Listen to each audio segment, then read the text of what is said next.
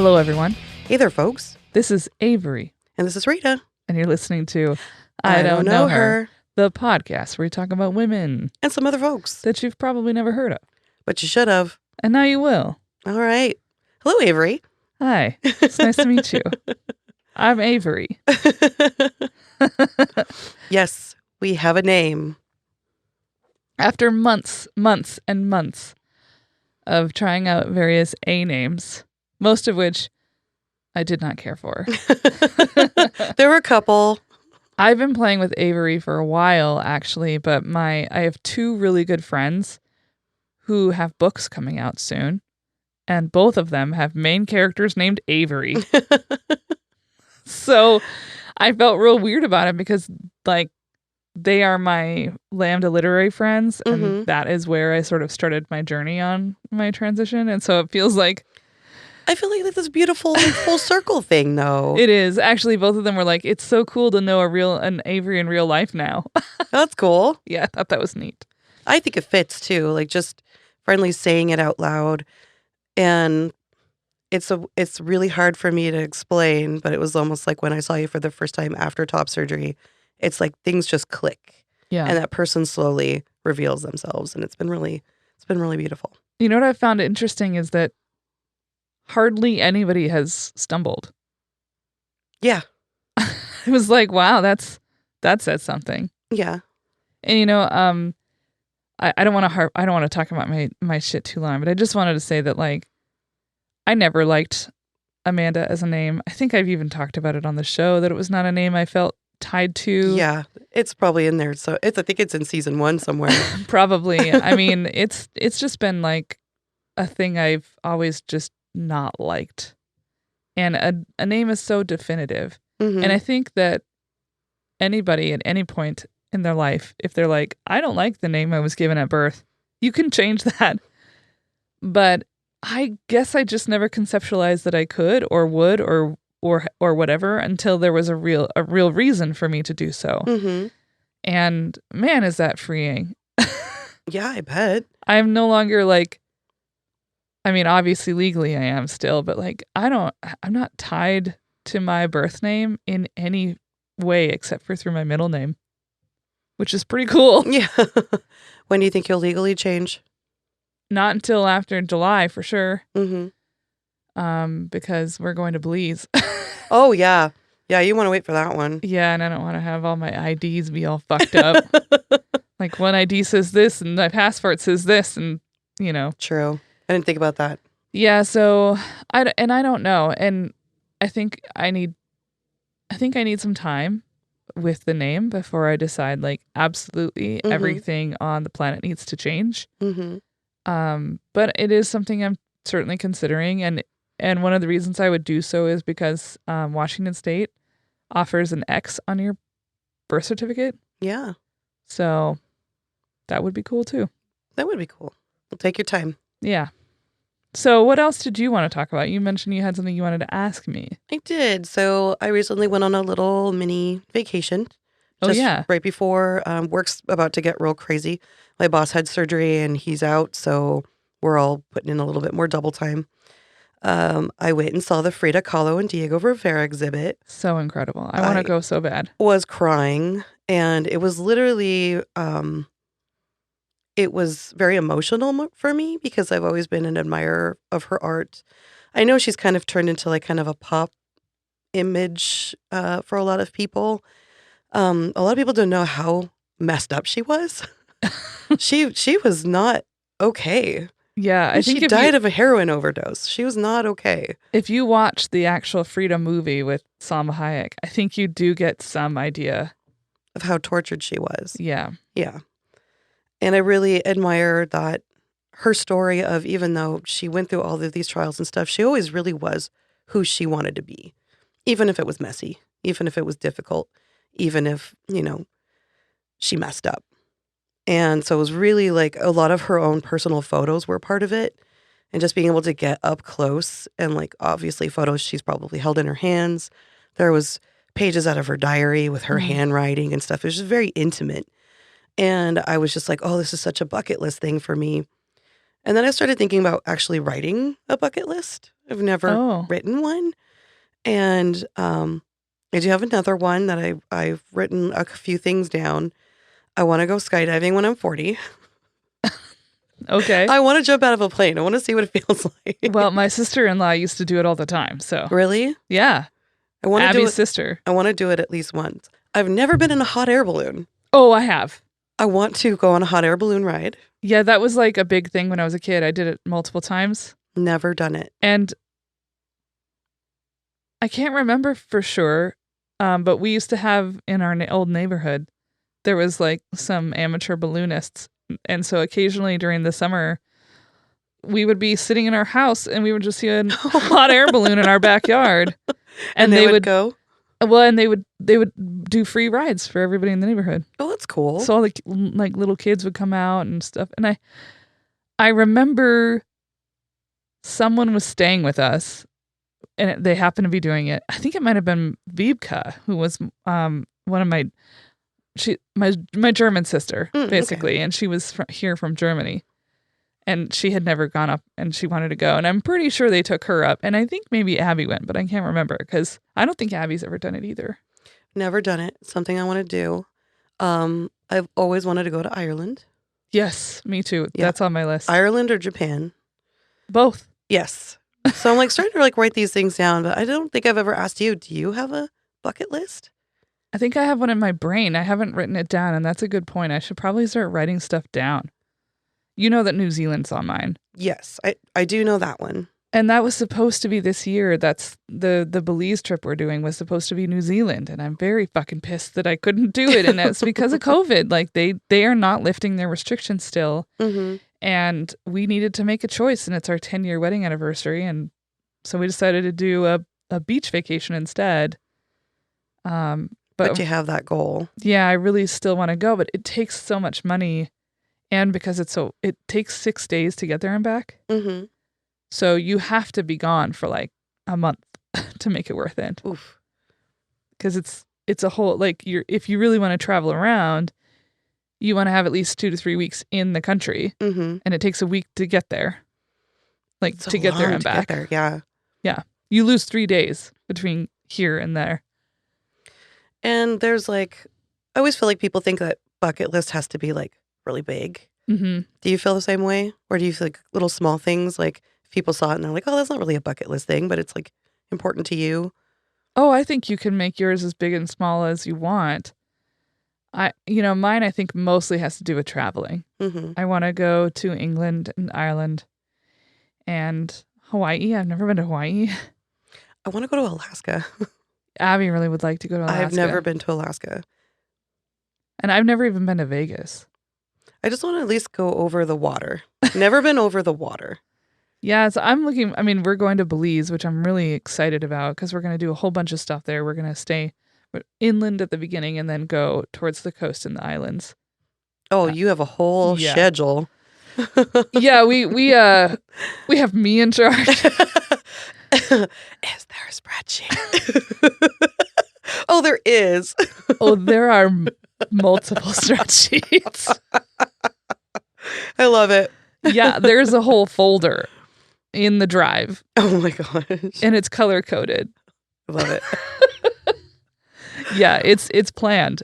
And we have everything planned already. And the one thing that happened, which is kind of fun, is that when we booked our flights, cool, everything fine. And then American Airlines was like, psych. Oh, no. Oh, that's right. We're going to make sure you do not make your connection. And everything was already booked in Belize, so we knew we had to get there on the day and at the time that we had signed up for. So Abby sweet-talked them into flying us the day before so that we could still make our flight. Mm-hmm. But that means we're going to get into and spend a whole day in Dallas, Texas. Oh, no. Which I'm not super stoked to go to Dallas again because we already went there. But I think it'll be cool. We decided like, well, if we're going to go to Dallas and we are going to spend the whole day there, mm-hmm. like we get there at like 11 in the morning, 11:30. You can do some stuff, yeah. And we don't leave till 11:30 the next day. Mm-hmm. So we have plenty of time. So we decided to book like a really nice hotel room instead of, an airport shuttle. Yeah. Or sleeping at the airport. Yeah, and we're going to be like right in the downtown area of Dallas, and we're going to go to cool restaurants and stuff like that. So like we're actually going to like try to enjoy being in Texas, which That's a statement I never thought I'd hear you say. I think Texas there's a lot of cool stuff about it. It's got a lot of culture and stuff, but the thing is that like as a queer trans person at this moment in time, I don't feel welcomed. Yeah. Well, I was really happy to do a bucket list thing, be able to see her art, also his art too. She's way better. And it was a beautiful time in the museum. I love museums.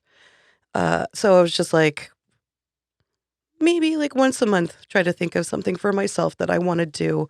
And actually like taking the time to take a vacation was something that I don't do. And I need to do that more and be able to feel fine with taking that time off for myself. Yeah, we have another friend who was just talking about this exact same thing. They just went to Albuquerque to visit a friend. Oh, nice. And they very rarely go on vacations or take time off or allow themselves to spend money. And these are really important. Like, what's the point of life if you're not living? Exactly.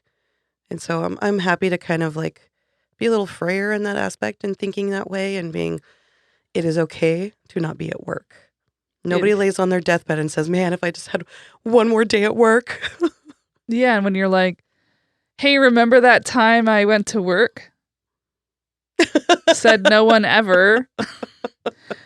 Yeah. So I'm like actually like balls to the wall being like, you know what? Credit card debt is fine right now because I also basically have agreed to go to this cool music festival that's in Kentucky. What?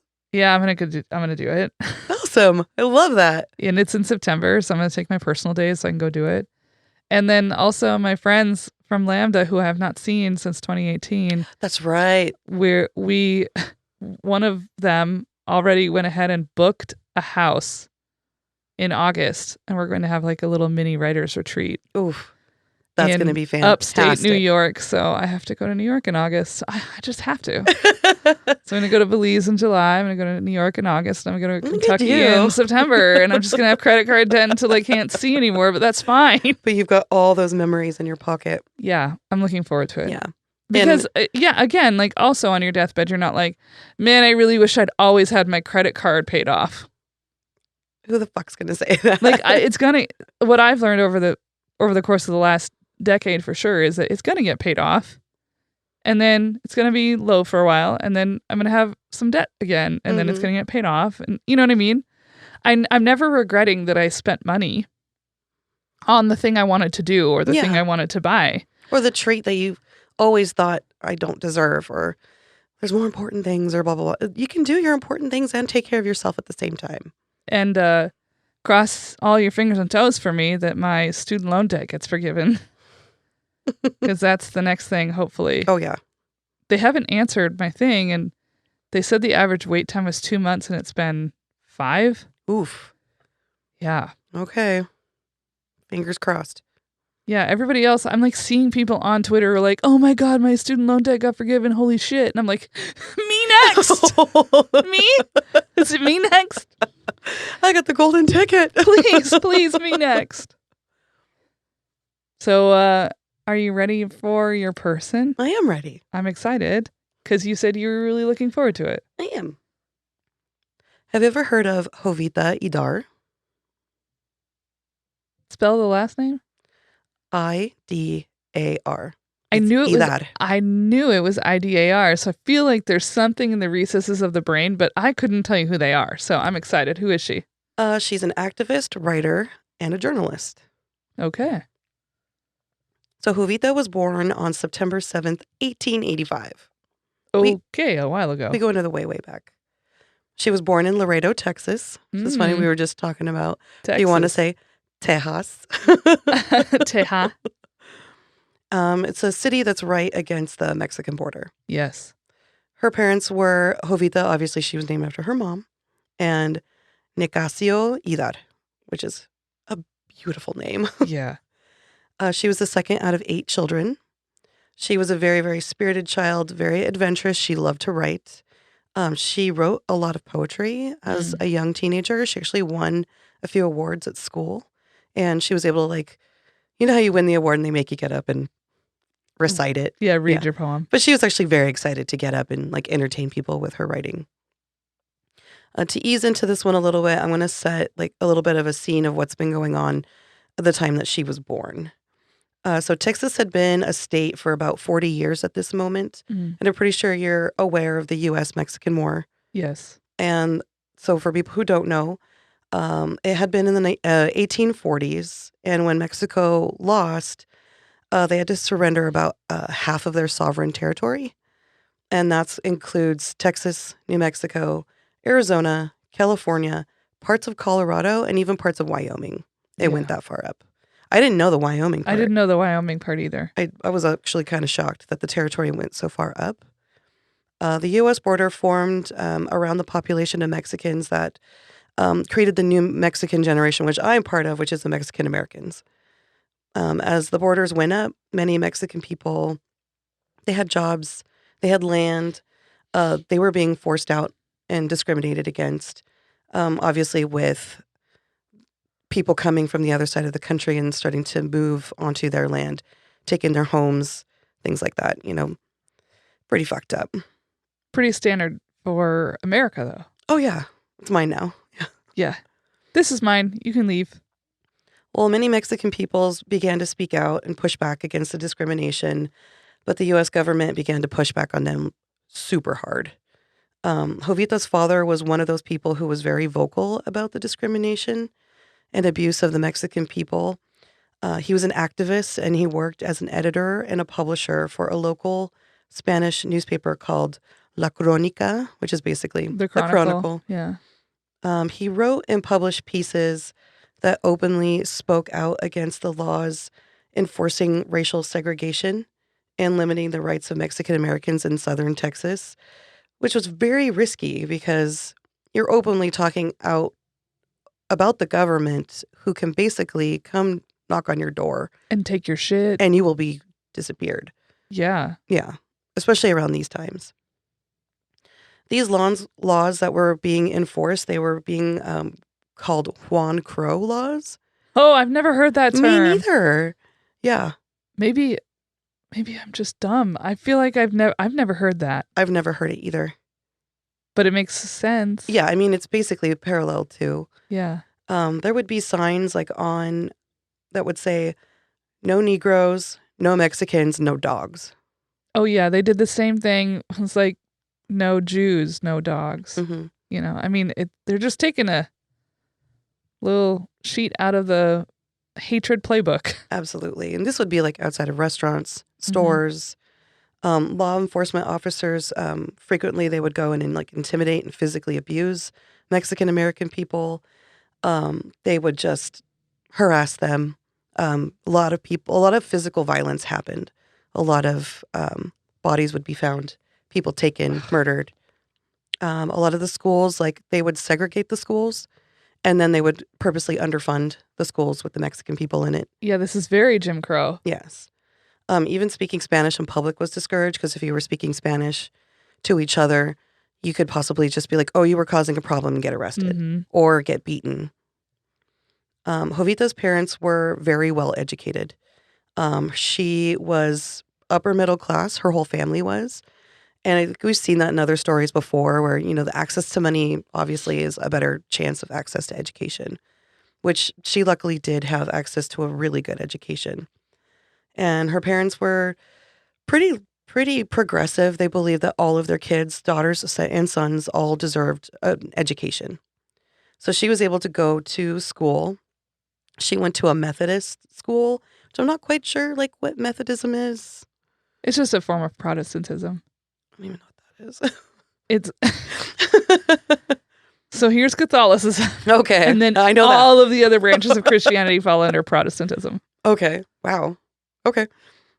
Basically. That's the very short version of it.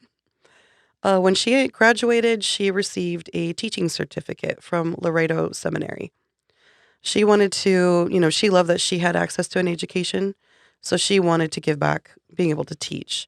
And her parents, too, she said that her father and mother were very much like, we are lucky that we are upper middle class. You need to look to see how you can help with the strife of other people, especially people who are poorer than you.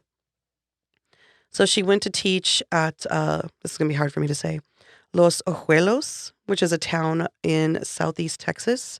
And she became a teacher in 1903. And as she got into the system, I think she was fairly young, also probably pretty used to a certain lifestyle. So when she got into basically what is the public school educational system there, she was like shocked.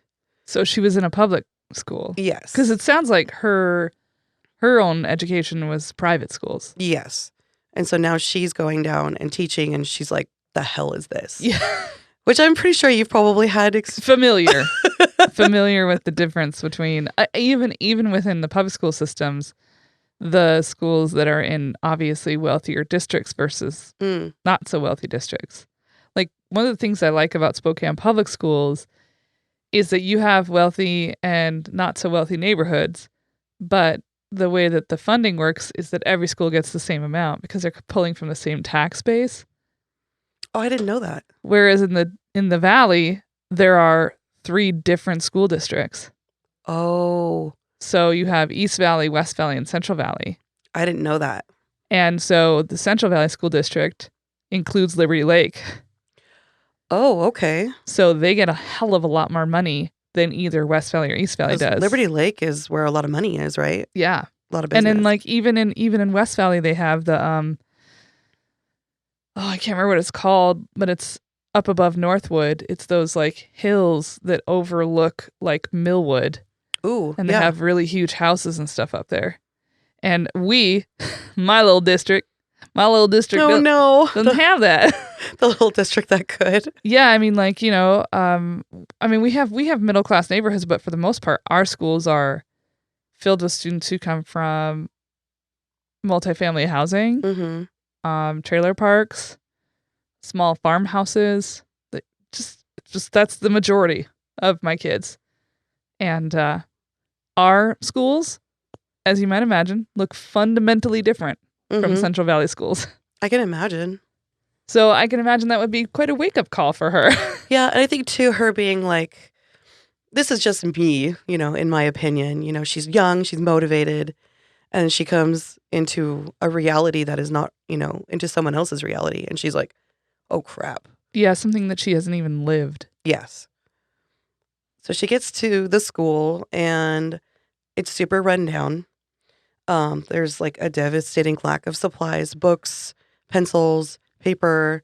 Sometimes some of the kids couldn't all come because they would be doing stuff with their families, working. But when she said like all of her students would come one day, there weren't enough chairs and desks for everybody. Oh my God. So there'd be kids standing, sitting on the floor. I mean, we have also had that problem. Seriously? Oh, yeah. Oh my gosh. Oh, yeah. We had to, when I was at one of the elementary schools in my district, the first day of school, like usually the first week of school, we would have so many kids that we couldn't have them all there, and we would have to bus them to other schools and fill those classrooms. But that would mean like if you had 2 siblings and you would be a legacy kid because you were older.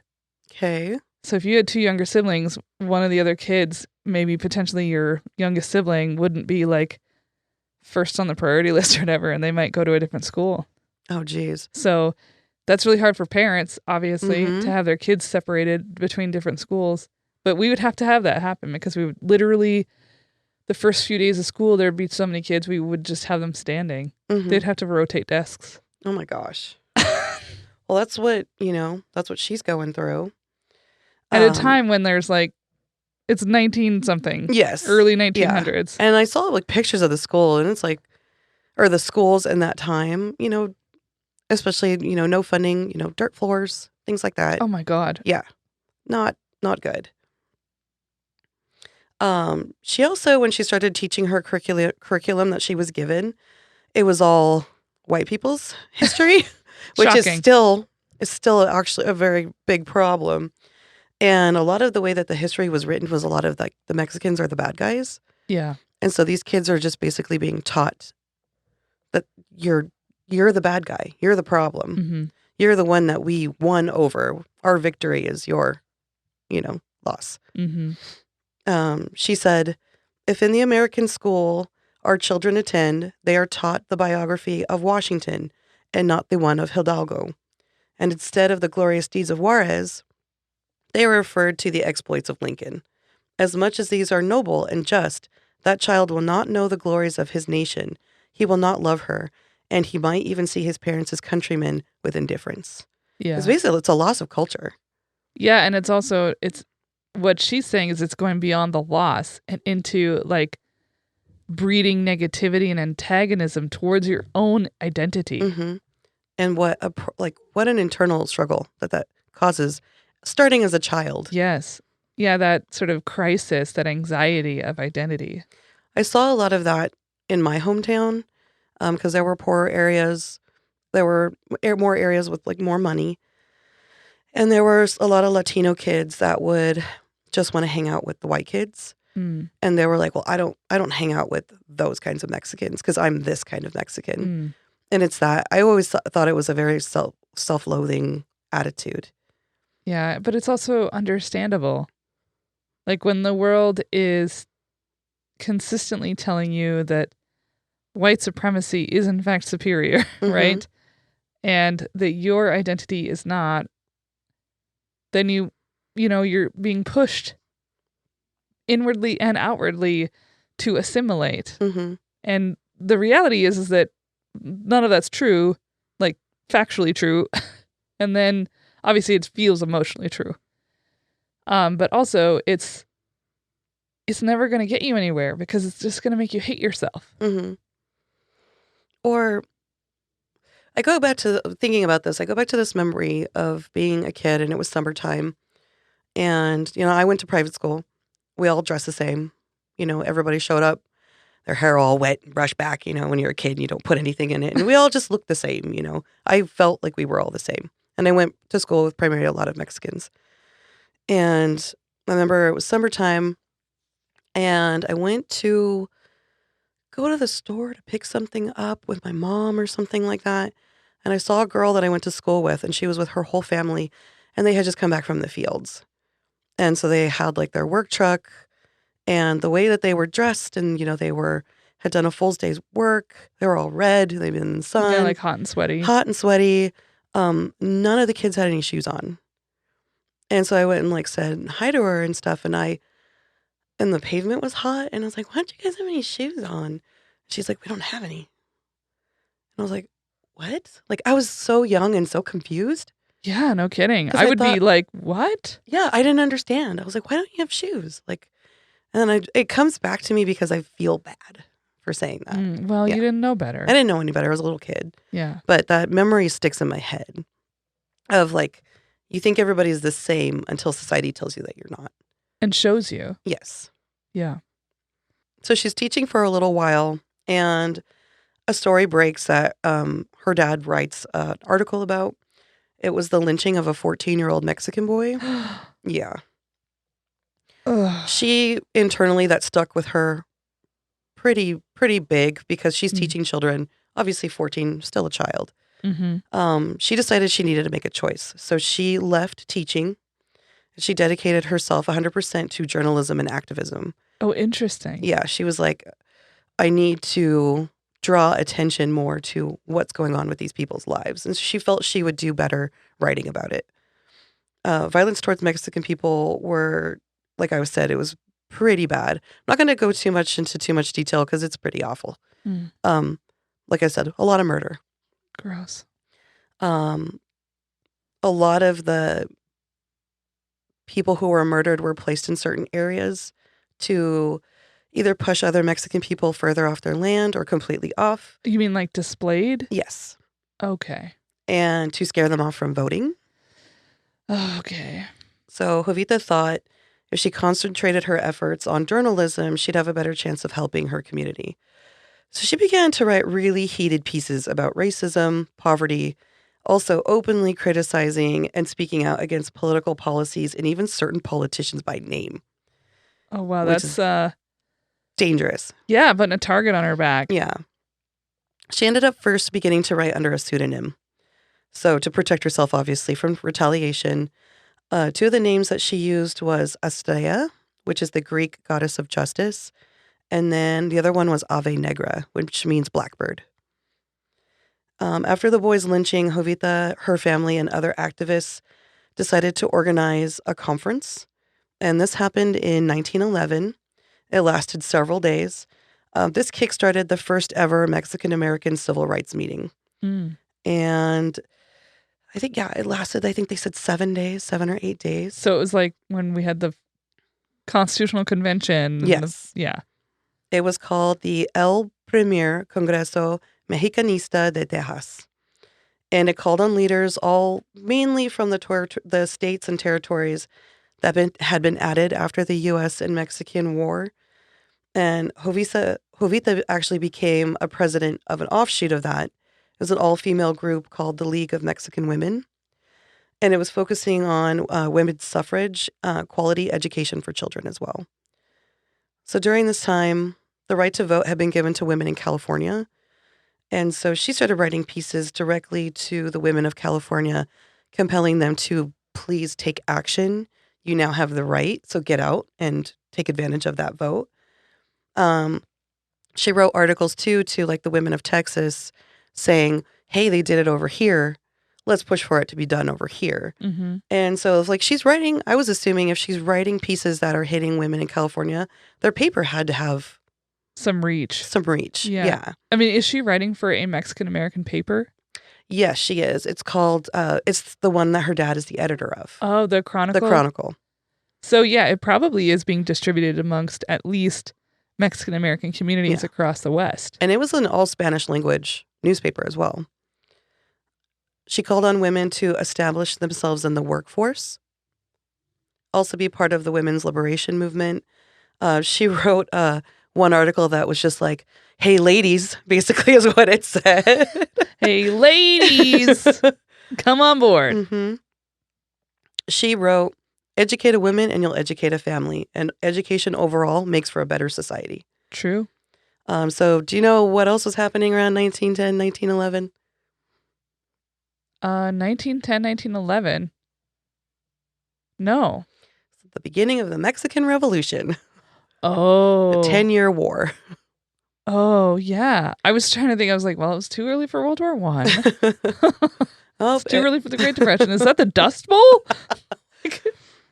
10 years of war. A couple years into the war, Jovita ends up writing a controversial editorial piece for a paper called El Progreso.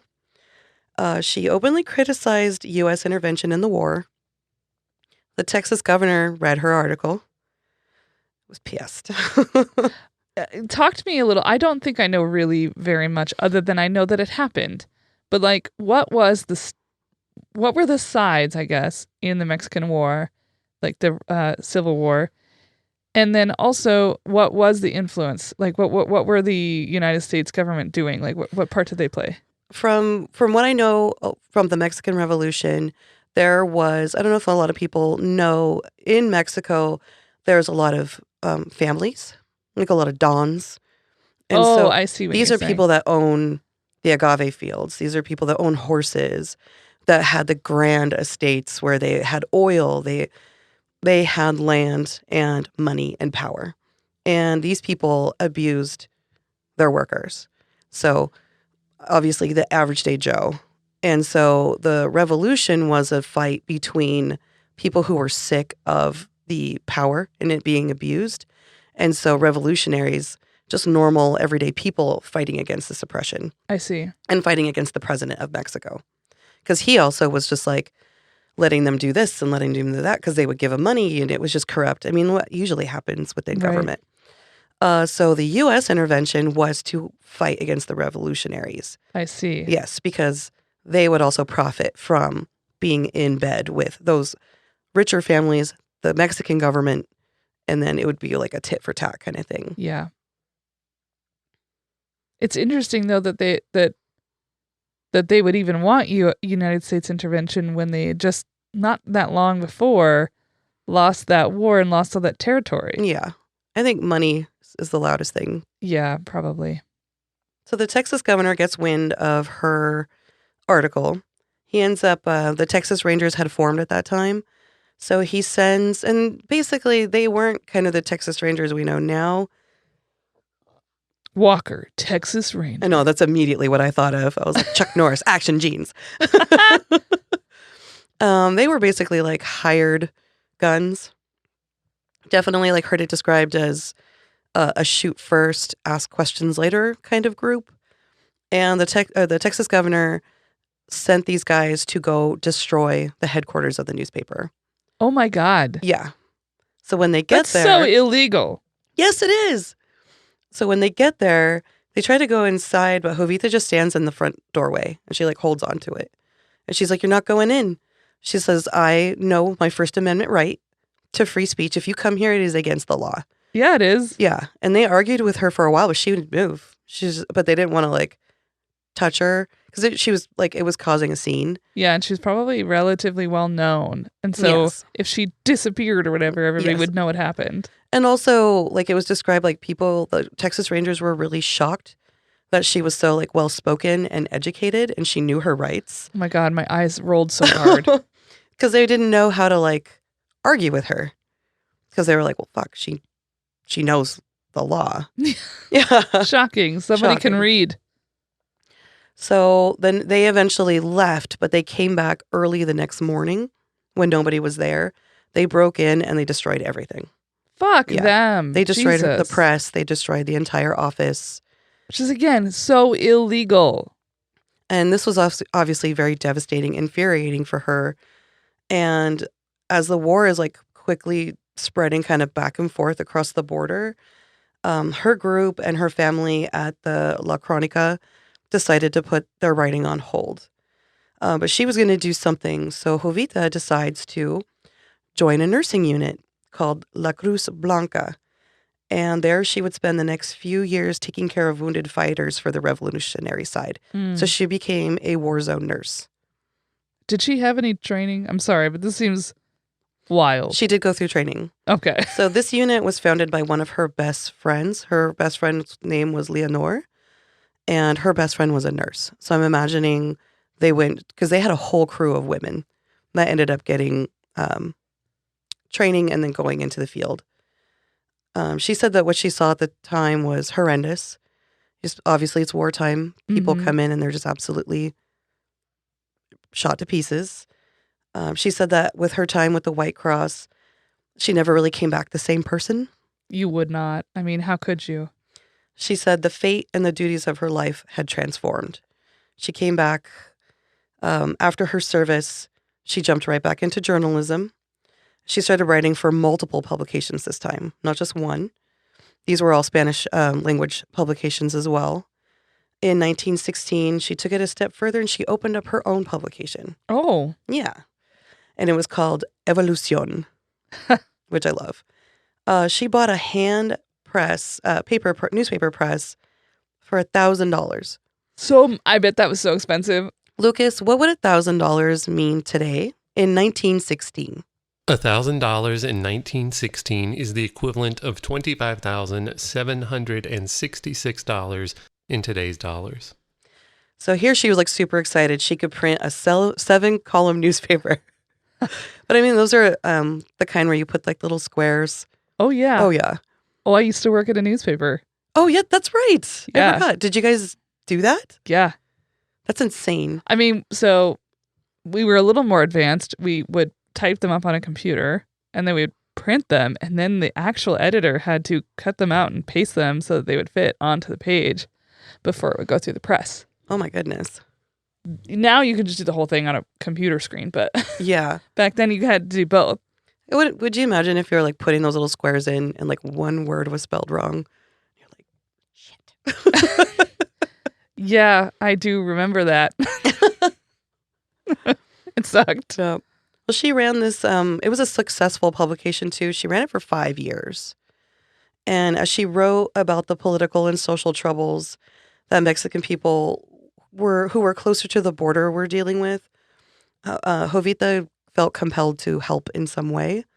So she handed her paper to her brother. I believe his name was Eduardo. And she and her husband never quite got her. Oh, no. Her husband's name was Bartolo, which I thought was a really odd name. It's like Bartholomew or whatever. Yeah, that's what I was thinking. Bart. Bart. Jovita and Bart.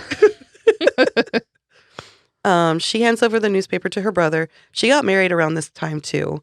So I was wondering, like, her husband was like a tinsmith. So I don't know what that really means. Maybe just... You just fabricate things Yeah. that are used in various machines. She married him around that same time. Didn't get a whole lot of story about him, just that they married around this time. He's a dude. They got married. Yes. They ended up moving down to San Antonio, Texas.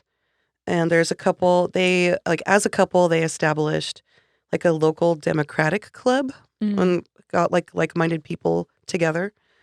She served as a precinct judge for the party. I don't really know what a precinct judge is. So we have that here. So every neighborhood is divided, like basically every area is divided into precincts, and you can have a representative from each precinct to go to meetings or whatever, and then they relay back what the information is. So, for instance, when we do caucusing, I see. Okay. then you have precinct people there.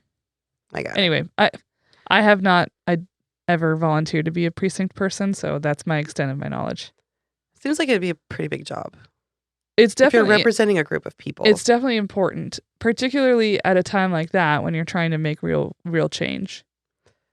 So through the club, she was able to help start a free nursery school for parents who needed the help. And she actually offered up her time and she gave their children free education. Wow. I know. When I read that, I was like, hell yes. It doesn't stop. She just keeps going. She also offered infant care for brand new mothers who didn't have any access to any medical care for checkups, nor did they speak any English. With her nursing background, she decided to work with local hospitals, being an interpreter for Mexican patients, also who didn't speak English. Good. Making sure that they're getting proper care, not being taken advantage of. And that they understand what's happening to them. Yes. Can you imagine being in somewhere where you don't speak the language and somebody's poking and prodding you and you don't even know why? Or saying, we're going to do this surgery on you, and you don't know that they're going to perform surgery on you. And well, we already know that so many women who were women of color and who were women who didn't speak English and immigrants, whatever, were given like hysterectomies without their knowledge and consent. Like, it's really important that there are interpreters and, social workers and people who will be your person. Yes. To stand up for you. And be like, this is exactly what's happening. And also, you need to understand that you have a right to say no or to say yes. In England, you have that option, and it's called I can't even remember what it's called. Something adult. And I didn't know what it was before, and as soon as I figured it out, I was like, why don't we have that? It's basically like if you're a person who might be might have special needs or whatever, like that there's always somebody there advocating for you as an advocate. Yeah. That's amazing. I think, especially with the people who are in the hospital, I think that was very, very important work that she did. It's incredibly important. Could save somebody's life. Yes. Her work at the border was one of her greatest feats. She began helping undocumented workers write and obtain naturalization papers after the Border Patrol was established in 1924. So also she would go to people who didn't quite know their rights, they didn't speak English, and help them and assist them in getting the papers that they needed to stay where they wanted to stay. Jovita and her husband never had any children of their own, but she did have a sister that died in childbirth, and so she took her children and raised them. Yeah, then those were her children. Those were her children. She dedicated her whole life to the betterment of the Mexican people. Her work helped establish a community of people who were able to hold on to their culture, to stand and stay on the ground that was originally theirs. And Jovita continued this work for the rest of her life. She didn't stop. She ended up dying in 1946. She was 60 years old. She's pretty young. She got tuberculosis. Oh, that sucks. I'm wondering if she caught it at one of the hospitals. Yeah, I mean, and she's also specifically working with served and underprivileged populations who probably just don't have great health care. No. So 60's very young. It is quite young, yeah. She was honored during Hispanic Heritage Month in 2020. She was the Google Doodle. Oh, that's cool. She Maybe I saw it. That's maybe why I remembered her name. She was featured on she's going to be featured on one of the American Woman Quarters. Oh, that's cool. She's going to be 2023. Also, did you say that Maya Lin is going to be one?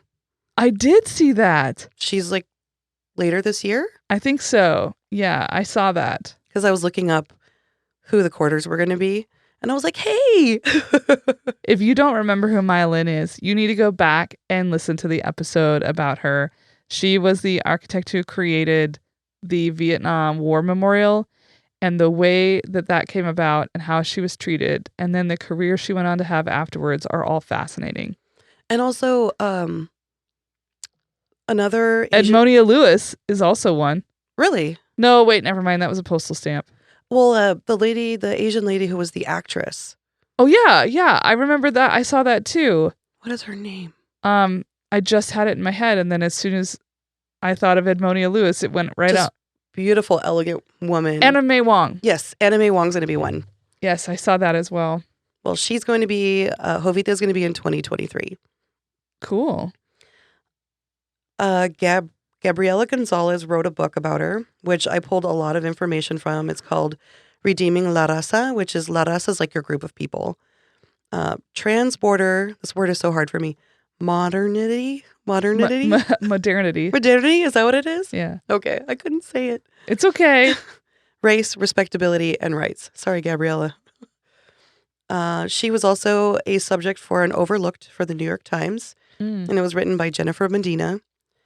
I got a ton of content from a PBS short. It was an American Masters short, and it was called Jovita Idar, Mexican-American activist and journalist.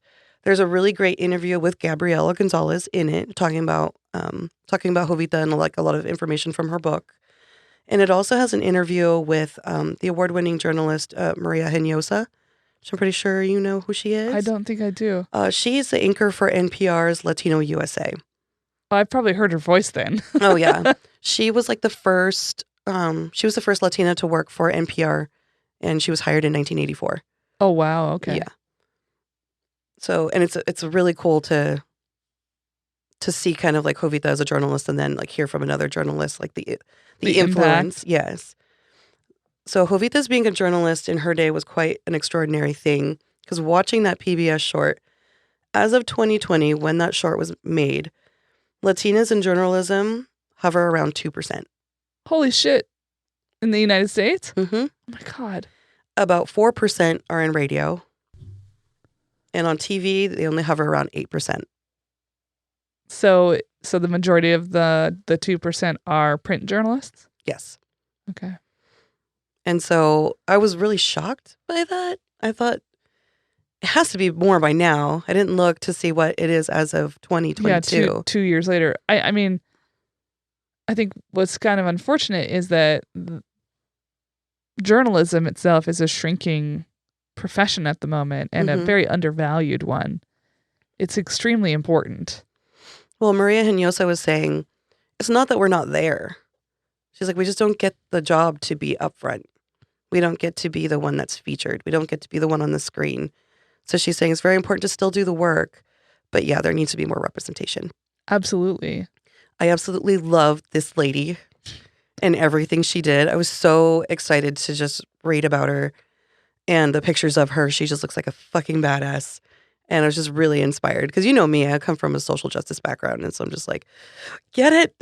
Yeah, I mean, she did so much too. I mean, like she had like her hand in so many different areas: healthcare, education, immigration, social justice, democracy. Like she was all over. Yeah. Kind of, it reminds me of my mom of like, because, you know, being able to be a translator and stuff like that, it's using that resource that you have for helping your community. Yeah, making good with it. Yeah. And that's my story. It was excellent. Thank you for sharing, Jovita Idar. Yeah. I love I that. can't wait to show you her picture. I can't wait to also watch that PBS short. Oh, yeah. It's great. I love watching a good documentary.